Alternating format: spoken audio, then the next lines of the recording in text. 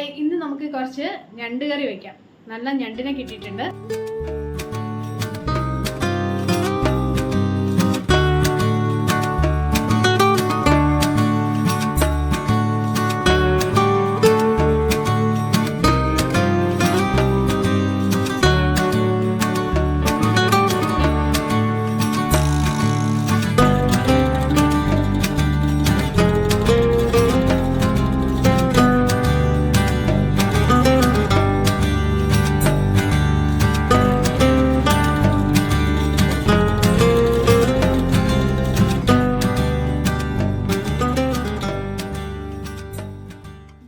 നന്നായി വൃത്തിയാക്കി എടുത്തു.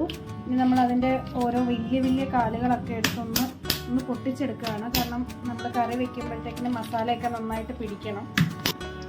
വെച്ചിട്ടുണ്ടായിരുന്നു. ഇനി നമ്മൾ പച്ചമുളക്, ഇഞ്ചി, വെളുത്തുള്ളി എണ്ണയിലേക്ക് മുട്ടിക്കാനിടുകയാണ്.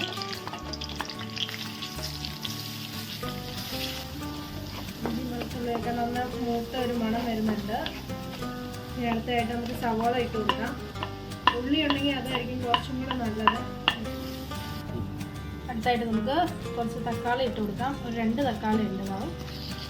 Medium size 2. കുരുമുളക് പൊടി ആഡ് ചെയ്യാം. നിങ്ങൾക്ക് കുരുമുളക് പൊടിയാണ് ഏറ്റവും ഇഷ്ടമെങ്കിൽ അതിന് കൂടുതൽ ടേസ്റ്റ് വരിക. മുളക് പൊടി, മല്ലിപ്പൊടി, മഞ്ഞൾപ്പൊടി.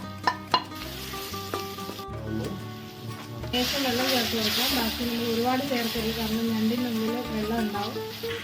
മസാല നല്ല എണ്ണ തെളിഞ്ഞെല്ലാം വന്നിട്ടുണ്ട്. ഇതിലേക്ക് നമുക്ക് നമ്മൾ വൃത്തിയാക്കി വെച്ചിരിക്കുന്ന ഞണ്ട് ചേർക്കാം.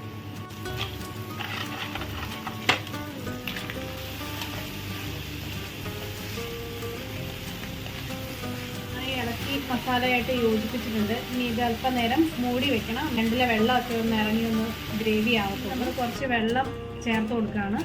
അത് നല്ലോണം വറ്റിച്ചെടുക്കേണ്ടതായതുകൊണ്ടാണ് നമ്മൾ ഇത്രയും വെള്ളം ഒഴിച്ചത്. ഇങ്ങനെ നമ്മുടെ കറി നന്നായിട്ട് വറ്റി വന്നിട്ടുണ്ട്. നല്ല കുറുകി നല്ല പാകത്തിനായിട്ടുണ്ട്. ഇനി നമുക്ക് നമ്മുടെ സെർവിങ് ബോളിലേക്ക് മാറ്റാം. പിന്നെ നമ്മൾ നമ്മുടെ ഞണ്ട് കറി റെഡിയാക്കി സെർവിങ് ബോളിലേക്ക് മാറ്റിയിട്ടുണ്ട്.